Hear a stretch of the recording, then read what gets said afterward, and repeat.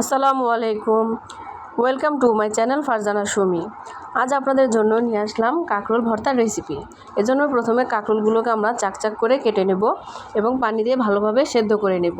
সবসময় মনে রাখবেন কাঁকরোলটা 80% সেদ্ধ করলে হয়ে যাবে, বাকিটা আমরা ভেজে নেওয়ার সময় সেদ্ধ হয়ে যাবে।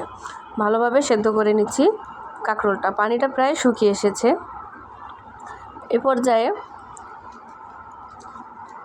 একটি কড়াইতে তেল দিয়ে ভালোভাবে কাঁকরোলগুলো ভেজে নিচ্ছি। দেখুন কাঁকরোলটা ভাজা ভাজা হয়ে গেছে, এবার উল্টে নিলাম। ভালোভাবে এপাশ ওপাশ করে ভেজে নেব। দুই পাশ ভালোভাবে ভাজা হয়ে গেলে একটি পাত্রে কাঁকরোলগুলোকে তুলে নেব এবং পাটায় টালা পেঁয়াজ এবং টালা মরিচ দিয়ে এবং সামান্য পরিমাণ লবণ দিয়ে কাঁকরোলগুলোকে বেটে নেব।